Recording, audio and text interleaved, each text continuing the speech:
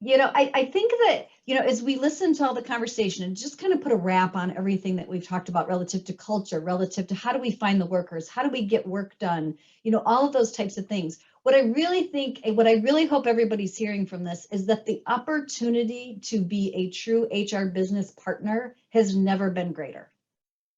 When we talk about the things that Matt's talking about, a lot of that, we address that as position reengineering, right? We have to be more efficient, more effective with the same or less people. And how do we dive into the work to then help them identify the talent needs?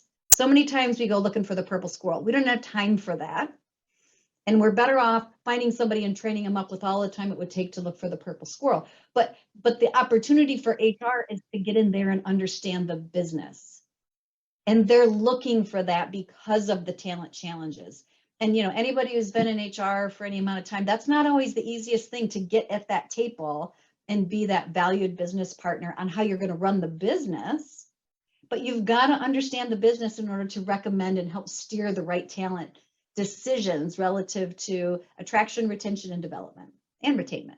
So take the opportunity. We are in that period of change. Nobody likes change but a wet baby. But from a practitioner standpoint of view, from that person who's that HR at your organization, you've got such opportunity.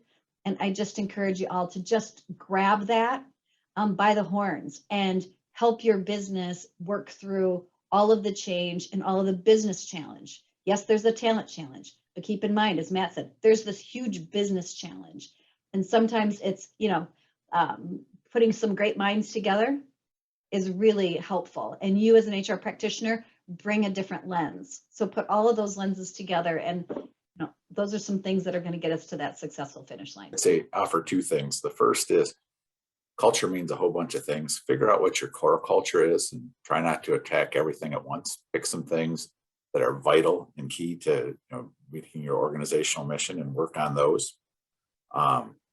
So there's a lot of noise around culture. Pick what your core culture is. I think that's key. The second thing I'd offer is, and we've talked about this a lot today, but if you look at the shape of a beach and you want to change the way that beach is, it's an erosion kind of activity. So change, it takes a long time. It's evolutionary. If you try to make it too revolutionary, then you get a disaster. And, so it's multiple communications and behaviors changing the shape of the beach over time. So this is an exercise in patience and discipline. I'm finding a lot of great things, a lot of great sayings I'm going to start incorporating into my commentations later. Christy. Yeah, I would just share that if you can be proactive and really highlight your culture, it may be your opportunity to get your unfair share of talent. So there are a lot of organizations out there that are stumbling. Everyone is not going to be as proactive. Even the fact that people are on the webinar this morning means that it is something of importance to your organization. And you can not only retain, but attract. I work with a client and they are doing a great job with their culture. And she is having employees go on Glassdoor and talk about their experiences. She's like, come in the conference room, we're going to give you lunch and you can write on Glassdoor about your experiences. So it's authentic, but they're proactively looking at how can they make sure that other people know what a great organization they have. I think that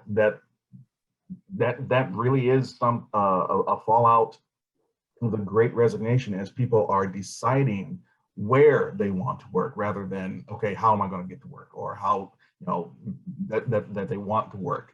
It's about choosing those places that make them feel welcome, make them feel wanted, make them feel important, part of the culture that they're looking for. You can bring them back from that Great Resignation. Don. Hard to, and I got maybe 1 minute here. A lot of things I'm just going to echo, the communication piece that I think everyone has said. People at least can trust, or not trust, but appreciate truth.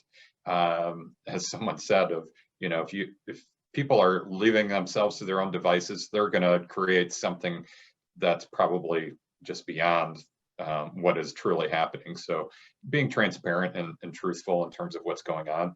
I mean, it's no surprise that, we struggled, in 2020, and, the president, in a politically appropriate way, indicated to everyone, look, business is down. This is what's happening, and people can accept that.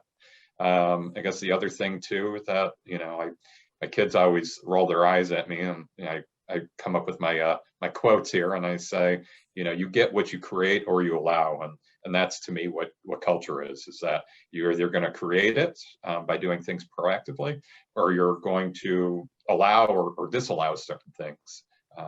So I think those are, the main takeaways. And again, this is a longer discussion than I wanted to say, but a long time ago, actually, before I got to this role, I was involved in a consulting firm, and I had a conversation with one of my coworkers, and he said, "Here's the main thing: you got to get first the right people, then you got to get those people on the right bus, then you got to get that person in the right seat, on that bus, and then you got to make the bus go to where you want it to go." And I know it's a very simplistic, analogy, but that has always stuck with me.